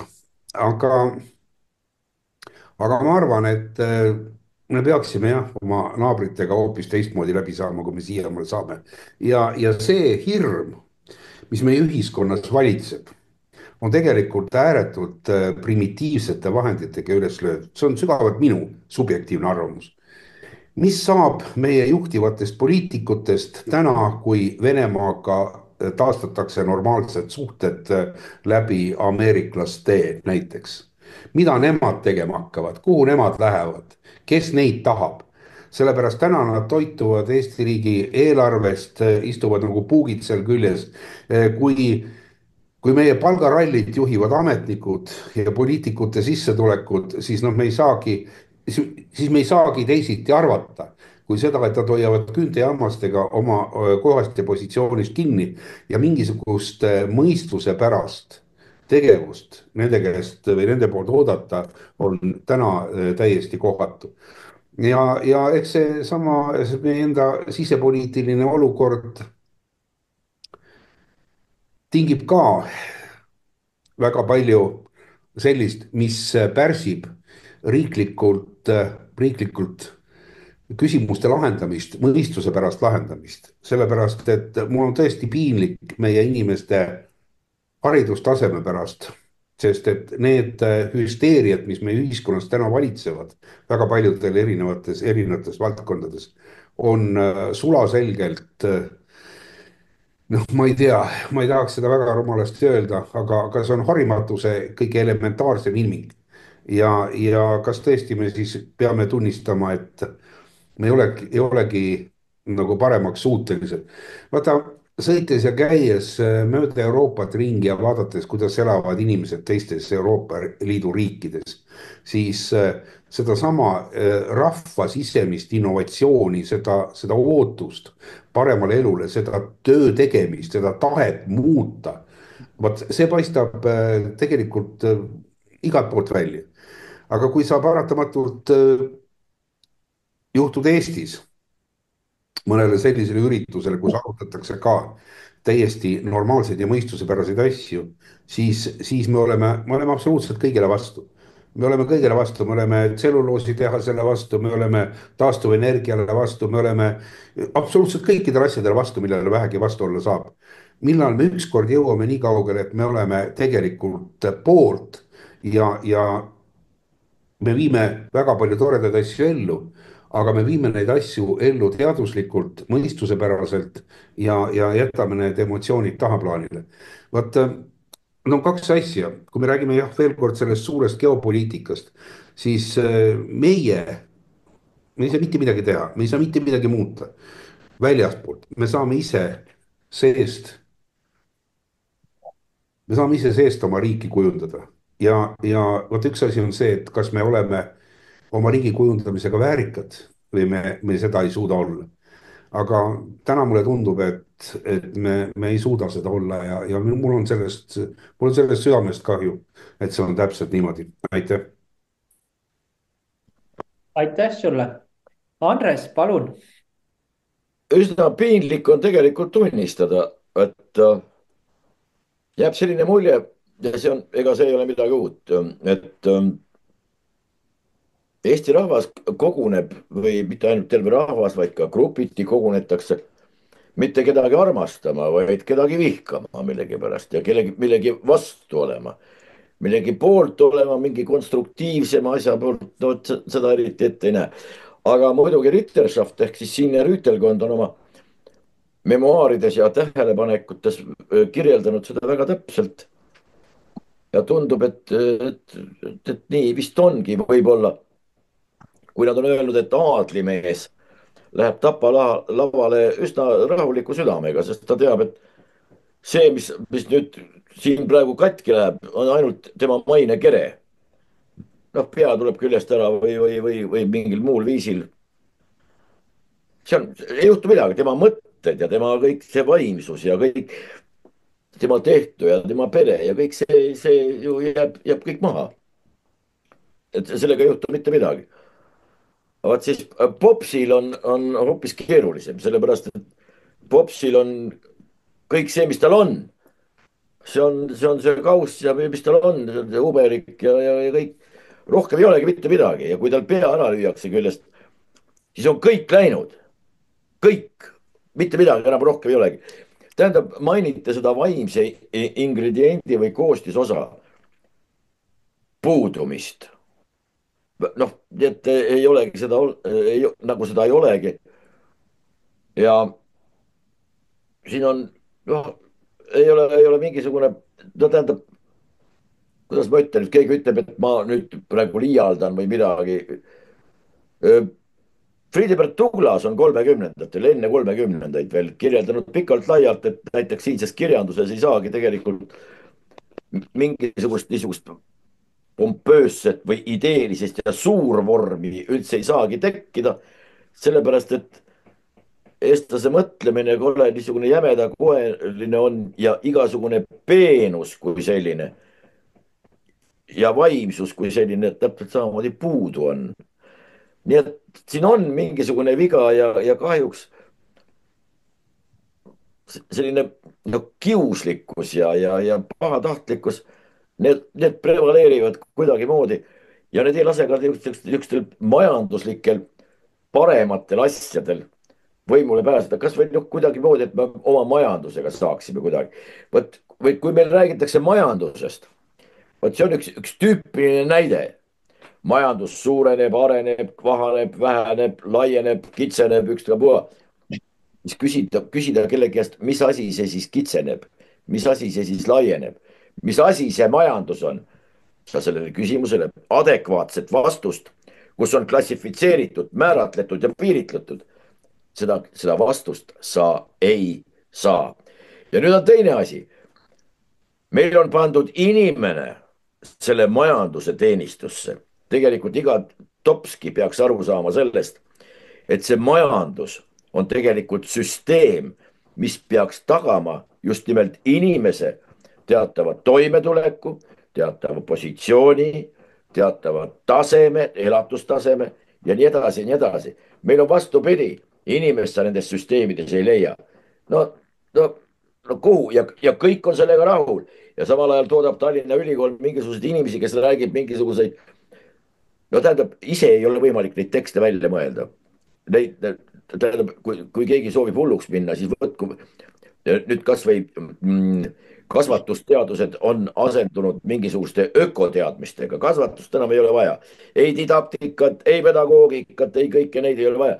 on vaja ökoteadmisi ja sellest mingeid skolastilisi versioone, mingisuguseid eskatoloogilisi heietusi millegi kohta ja kõik tunnevad ennast suurepäraselt. mitte keegi ei saa aru, mida räägitakse. no aga noh, kui see on see, mida tahetakse ja selle taustal muide on võimalik ju väga ilusti kogu see majandussüsteem, mis peaks toetama tegelikult seda inimeste elatustaset, toimetulekut, see kõik põhja lasta, öelda, et see ei olegi tähtis. tähtis on, muide, küsi kellegi käest kasvõi sealt Tartu Eetikakeskusest, mis asi on aksioloogia. Nad ei ole sellest kuulnudki mitte midagi. tegemist on klassikalise väärtusõpetusega, kus kõige otsas ei ole mingisugune demokraatia, mida meil armastatakse siin esile tuua. keegi ei teagi, mis asi see täpselt on. Demokraatia erivorme on meil ka praegu alates liberaalsest, läbipaistvast, transparentsest, põhjamaisest ja nii edasi ja nii edasi, nii edasi, nii edasi. Neid on mustmiljon variante.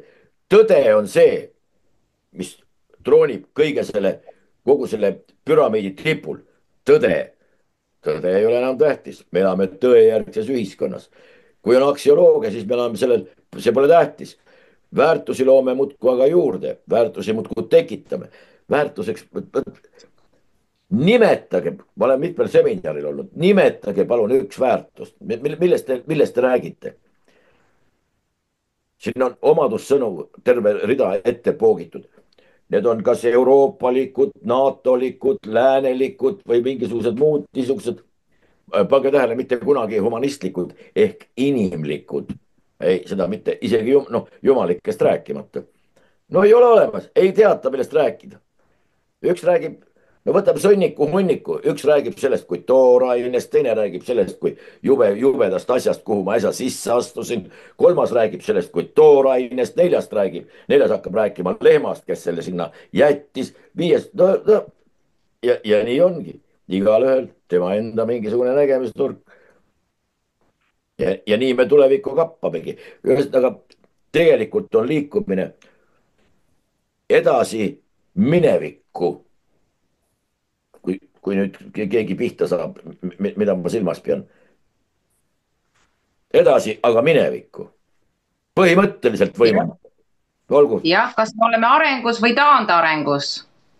ma ise nõustun samamoodi Andrese jutuga, et aga üks asi on see, et millisest demokraatiast me saame rääkida, kui Eesti Vabariigis ju rahvas ei otsusta mitte midagi. meil on see 101 saadikut, aga opositsioon on surutud nurka ja mitte midagi ei saa, lihtsalt surutakse asju läbi, on rahvas poolt või vastu, kedagi ei huvita. tehakse nii, kuidas globalistlik agenda ette näeb. aga me oleme saatega jõudnud nüüd siia etappi, et võtame vaikselt selle kokku, et palun, Oleg. jah, lõppsõna on mida lisada ja kõik tahtsin tänada kõiki loomulikult väga huvitava vestluse eest. ja ma panin siin paar asja kirja, et kõigepealt alustan sellega, et Andres rääkis väärtusest, aga mina tahaks lisada veel, et väärtused ja eesmärgid. Meil puuduvad eesmärgid ja nad ei deklareeri meile Eesti riigi eesmärgid, kuna eesmärgi saavutamiseks peab olema plaan eesmärgi saavutamiseks. Plaan ei ole ka. Viimati siin hiljuti paar nädalat tagasi Maksuamet on avaldanud, avalikustanud uut statistikat, palju elab Eestis inimesi. Ametlikud 1 300 000 kopikatega, aga sündinud Eestis on 1 050 000 inimest. 1 050 000 inimest sündinud Eestis. Nii et Eestis inimesed on välja surenemas, ülejäänud on kõik migrandid tulemas, ukrainlased ja teised. Ja ma tuletan teile meelde, austatud kolleegid, et nõukogude ajal oli peaaegu 1 600 000 inimest on elanud ja sündinud Eestis. Kujutage ette, kui suur katastroof 30 aasta jooksul. 1 050 000 inimest sündinud Eestis elab praegu Eestis. Ja kui päris palju minu kolleegid on rääkinud just Eesti ja Balti liigrite tarkusest ja karakteritest ja omandusest. Ja sellest ma tahaks kindlasti ka rääkida. See on väga huvitav teema. Ma toon teile 3 väikset näidiset lõpetamiseks. Eile toimus Narvas piket, nagu te kõik teate, hullude kommunaalhinnade vastu. Inimestel pole sõna otses mõttes sooja ja elektri eest midagi maksta, kuna piir Ivangradiga on suletud, Venemaalt turiste ei tule, äri pannakse kinni, aktiivsed inimesed lahkuvad linnast ära, Narva on välja suremas. Ja Narva linnapea Katri Raik on samuti seal olnud, käinud ja ta pöördus kokku kogunenud inimestele oma selgitusega, argumentidega ja Eesti valitsuse poolt sõnumiga. Teate, mis sõnumit ta edastas? Sõnum on fantastiline. Pange radiaatorid kinni, tarbite liiga palju elektrit, soojust ja hoiate oma kodus liiga kõrget temperatuuri. Kui see on ametlik sõnum inimestele, kes on kogunenud seal Narva linnavalitsuse platsil. Kui ma seda kuulsin, ma mõtlesin, et kas ma olen hullumajas äkki või? Ei, need on meie Eesti riigi juhtkonna pakutud lahendused ja sõnum inimestele, kes on jäänud rahata, tuludeta tänu sellele, et Eesti valitsus on korraldanud sellise idiootliku poliitikuga. Tuletan meelde, et me asume geograafiliselt kõige suurema, kõige rikkama riigi kõrval ja Narva on välja suurenemas. Vähem kui 50 000 inimest elab seal momendil. Nõukogude ajal peaaegu 100 000 inimest on seal elanud.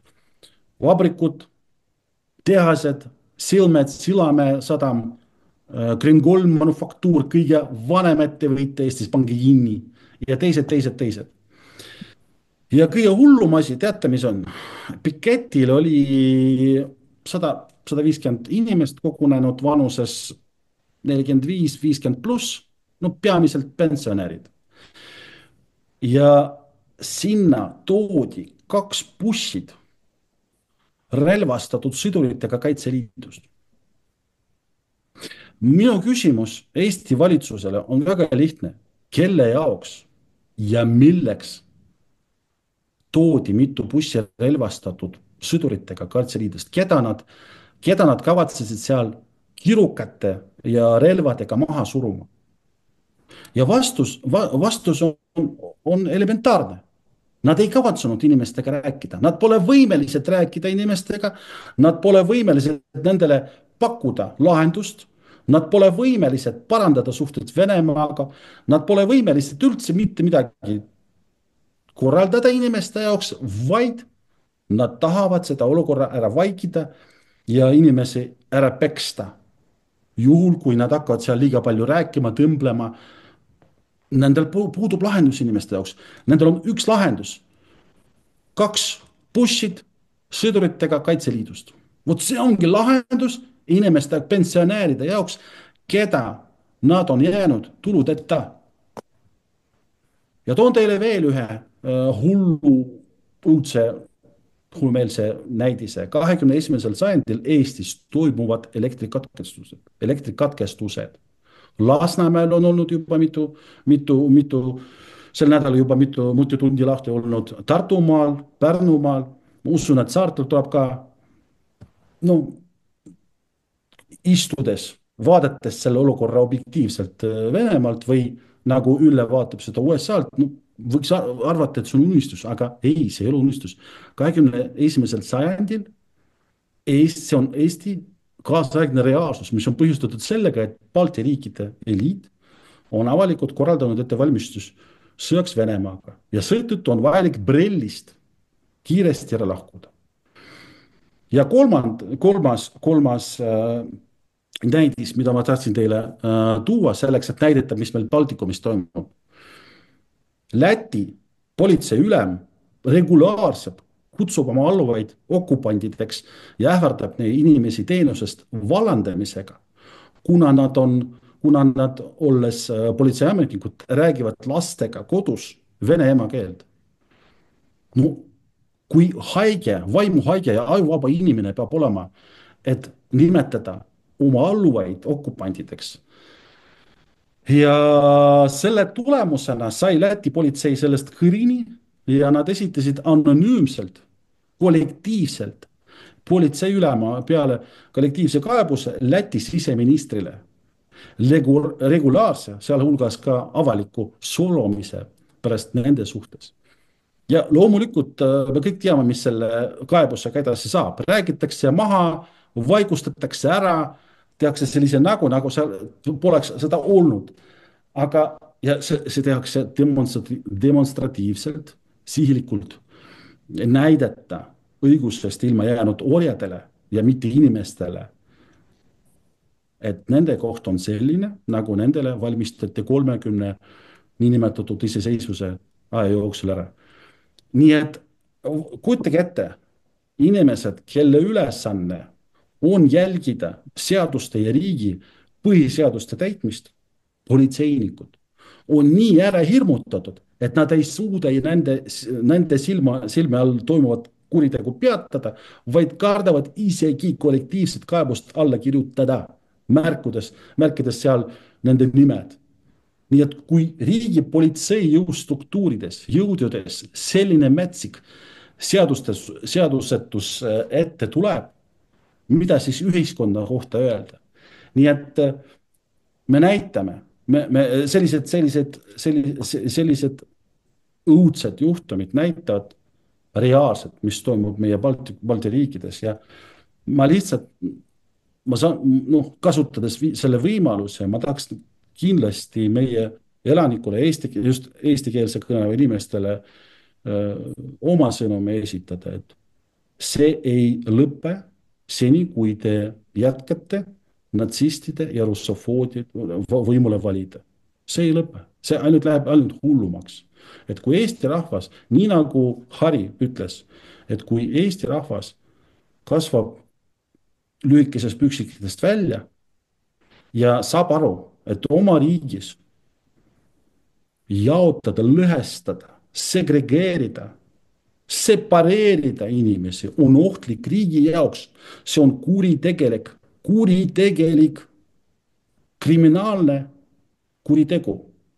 kriminaalne kuritegu ja sellest peab vastutama. Ja kui EKRE esitab seaduseelnõu keelata vene inimestele restoranides, tänavatel ja oma kodus rääkida emakeeles, vene keeles, sest see on kriminaalselt karistatav genotsiid, diskrimineerimine ja rahvustevaheliste tülje ja konfliktide provokatsioon. See peab olema välistatud tsiviliseeritud riikides. Või inimesed, needsamad kuritegijad ja reeturid, separatistid neid nimetatakse, separeerivad inimesi ja lõhestavad Eesti riigi osadeks tänu sellele, et nad separeerivad inimesi Narvas, Tartus, Tallinnas ja nii edasi. nii et lihtsalt inimesed, kes meid vaatavad, võtke palun seda asja väga tõsiselt ette ja saage aru, et kui me jätkame selle separeerimise ja lõhestamise, kui me seda ei peata ja kui me vaikselt toetame neid natsistid edasi oma hääletamisega või oma indiferentsusega, siis me lihtsalt, me pole võimelised päästa Eesti riigi, sest sest nad viivad meie riigi sõtta, mis lõpeb,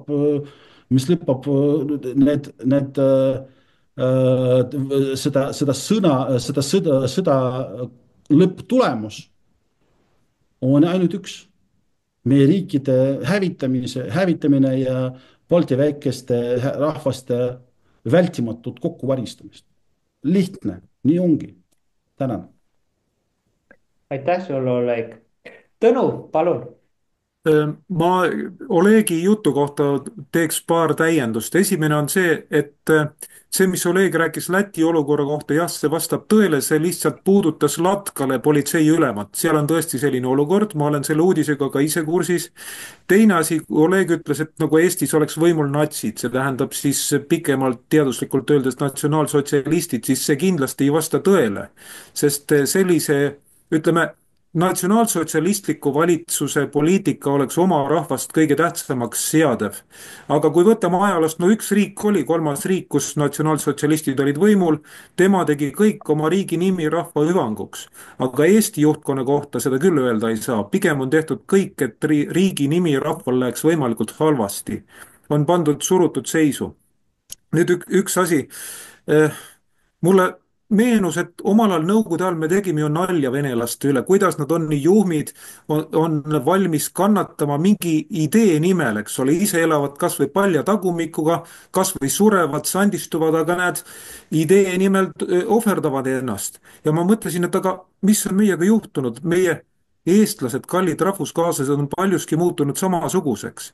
Mingisuguse täiesti eluvõõra idee nimel, on see siis Ukraina sõjaline võit või veel midagi, rohepööre, eks ole, ollakse valmis ohverdama oma tervis, oma töö, oma heaolu ja käitutakse täpselt samamoodi nagu need nõukogudeaegsed naljade venelased, eks ole. Mis on meiega juhtunud, et me oleme selliseks muutunud. Ja samas, kui sa vaatad nagu Venemaad, venelasi, nemad tegutsevad oma huvides. Eks muidugi nendel on ka nagu temperament on teine, aga nad ei tegutse kellegi võõra huvides. Ja nad ei tunne nagu sellest rõõmu, et nad on võõrale huumuseks või mingiks matiks, mille peal jalgu pühkida, aga meile luuakse vägisi selline mõttemall, et me olemegi kohustatud ennast ohverdama. Praegu on kõige tähtsam muidugi, eks ole, Ukraina sõjaline võit. Kui eestlane kannatab, vaesub, kui igal pool lehvivad Ukraina lipud ka riigiasutustel, omavalitsusasutustel, see toob võidu lähedale, vähemalt me paneme Venemaale ära. Aga see, et me ise saame kannatada, see ei huvita kedagi. Üks oluline asi veel lõppu. Need eestlased, kes väga nagu arvavad, et oma isiklike kannatuste abil nad lähendavad Ukraina sõjalist võitu, nad ei märka, et Euroopas on tuul pöördunud. Üks õelamaid või ütleme aktiivsemaid Venemaa vastaseid on ju olnud Poola. Teatud mõttes täiesti õigustatult, eks ole. Aga vaadake, mis on toimunud näiteks selle aasta jaanuari viimasel nädalal või natukene ennem seda, kus kõigepealt, kui tuli teade, et üks Ameerika ärimees Steven Lynch oli ta nimi minu meelest, tahab Nord Streami ära osta ja selle taastada, siis Poola president Andrzej Duda tegi suurt kisa, ütles, et seda ei tohi teha, Nord Stream tuleb õhku lasta, need osad, mis on alles. Aga läks natuke aega mööda ja Poola valitsuse liikmed hakkasid rääkima juba, et me võiks nagu Venemaaga nagu paremini läbi saada, hakata juba koostööd tegema ja see oli täielik kannapööre. Aga tähendab Poola, kes ei tee seda, mis on talle kahjulik.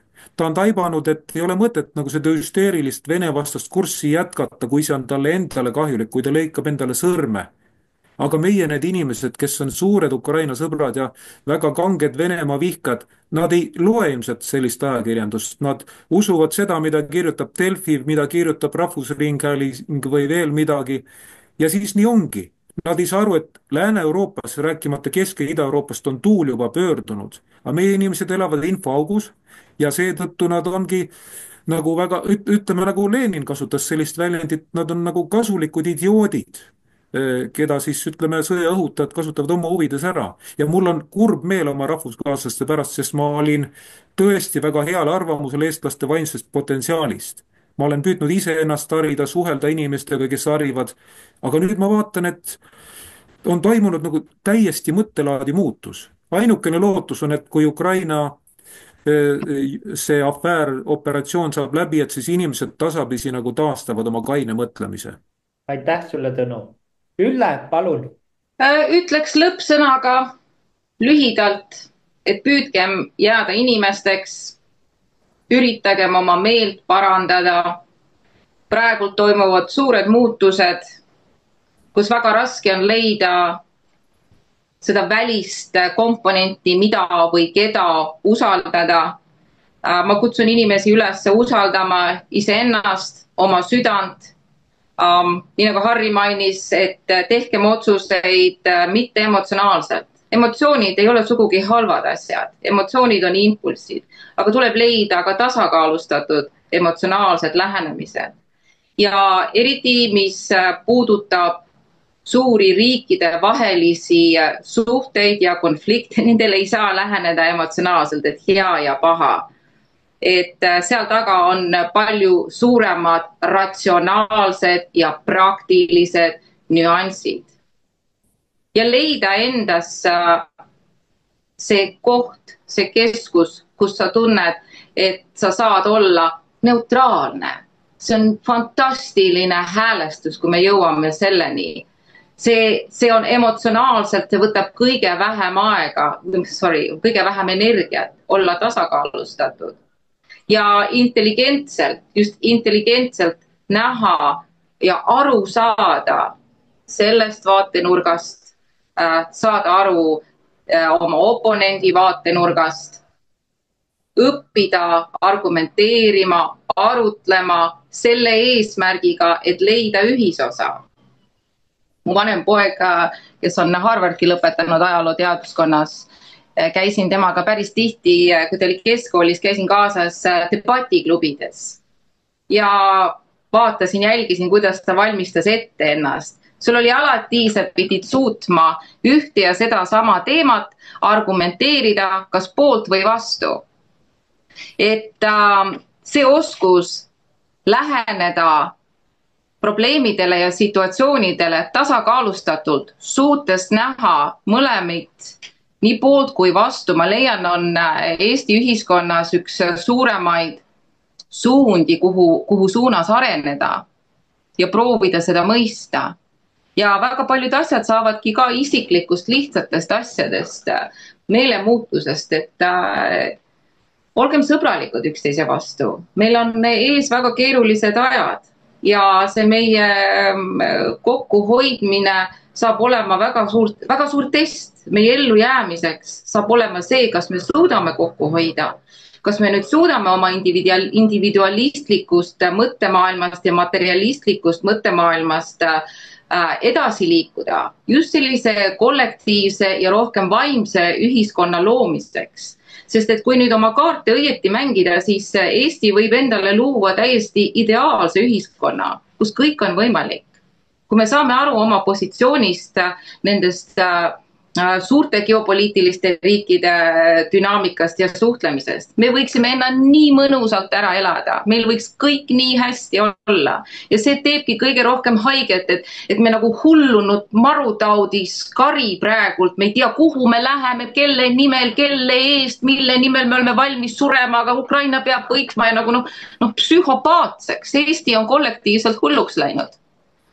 Et kuidagi seda psühholoogilisest terrorist, mis praegult Eesti rahva kallal toimub, mitte sellega haakuda, astuda sammuke tagasi enne, kui sa annad oma hinnangu või hukkamõistu. Ja ma soovitan kõikidel just süveneda rohkem inimlikkusele ja mõistmisele. Vähemalt püüdkegi mõista ja aru saada, enne kui hakatakse jälle kuskil kellegi poole näpuga vibutama ja maha tegema ja hoidkem oma inimesi. Hoidkem oma tarku inimesi, hoidkem oma andekaid inimesi, hoidkem oma potentsiaaliga liidreid. Selle asemel et üksteisele kaikaid kodarasse loopida, halvustada, isegi ka opositsioonis ei suudeta leida ühist meelt. Ka alternatiivses vastupanu liikumises on raske leida ühist meelt, sest jällegi isiksused ja karakterid ja suhtlemise stiil ja küll palju on neid takistusi, et saada lihtsalt normaalselt läbi ja koonduda kokku ja ühineda oma narratiivis ja seista tõepoolest inimlikkuse ees ja eesti keele ja kultuuri säilimise eest. Sest et meie rahvus on tõelises väljasuremisohus. Ja praegu ongi kas make it or break it, et kas me suudame teha seda järgmist, lükata ennast järgmisele arengutasemele või mitte. Aga lootus sureb viimasena, nii et püüdkem olla paremad inimesed ja sõbralikumalt ja lugupidavamalt üksteise suhtest läbi saada. Aitäh! Aitäh sulle, Ülle! Ja Harri, saad punkti panna, palun. Jaa, tahtsin öelda, et meil oli riigil plaan ja sellest plaanist kirjutati ja räägiti. Ja suur plaan oli Euroopa Liit, NATO ja ühisraha, euro. Need olid plaanid, mis ellu viidi ja peale seda rohkem enam plaane Eesti riigil ei olnud. Sellega oleks nagu kõik pidanud olema saavutatud ja tehtud. Vaata, ma mõistan Üllet suurepäraselt ja ma olen temaga väga paljudes juhtudes nõus selles suhtes, et me peame olema palju inimlikumad ja me peaksime suutma ka oma oponentidega normaalselt suhelda. Aga vaata, on kaks asja, on sisu ja vorm. Vormiliselt me võime olla väga empaatilised ja inimlikud ja kõik. Aga kui sulle vastu vaatab sulaselge lollus, siis no andke andeks, minul on lolluse vastu tekkinud juba allergia. Ja see on sama, kui sa näiteks annad ahvile automaadi kätte ja arvad, et ta sind ja teisi maha ei lase, ta laseb maha, eks. Sa võid tal olla nii empaatilised, rääkida mida iganes. Selle inimesega ei ole mitte midagi peale hakata, sest et noh, ta on iseenda jaoks ohtlik, ta on kahjulik, ta on ühiskonna jaoks kahjulik. Ja noh, lihtsalt raisata oma aega selle peale, et sa näed juba, et tulemust sa ei saavuta mitte kunagi sellise inimesega suheldes. Ei tasu lihtsalt ära, sest et aeg on meie kõige kallim vara. Ja olla lihtsalt neutraalne, no ma ei saa midagi teha, temperament segab, ei ole võimalik. Paratamatult tuleks ja tahaks midagi välja öelda. Ja teine asi veel, kui me oleme kõik tahame olla ideaalsed ja head, siis ütleme ausalt, et ega idealismi printsiip ei ole kunagi ühiskonda toitnud, mitte kunagi.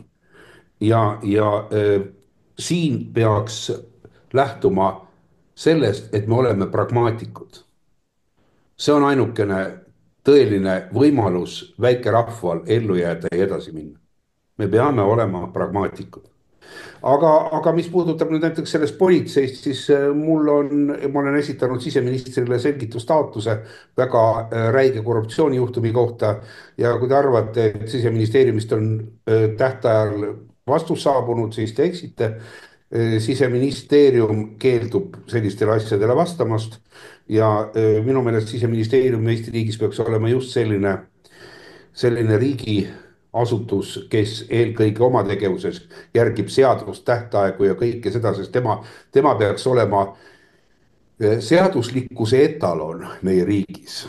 Aga kui ta seda ei ole, no siis teda lihtsalt ei ole ja kui politseil on lubatud eirata kohtulahendeid, kohtukorraldusi, kohtuotsuseid, siis me võime olla niivõrd humaansed ja heatahtlikud või mis iganes, aga me sellega ei saavuta ühiskonna jaoks positiivseid ja oodatud tulemusi.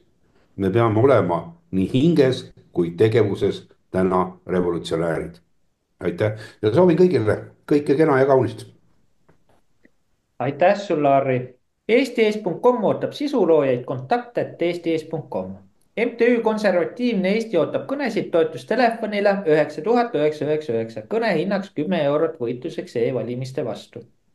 Veebiraadio tegevust saab toetada rahalise panusega Konservatiivne Mõtiskleja OÜ kontole EE 9277 00 77 10 0683 5650 selgitusega annetus. Aitäh, kallid sõbrad, et meid kuulasite. Järgmine kord taas teiega siis juba uute teemadega.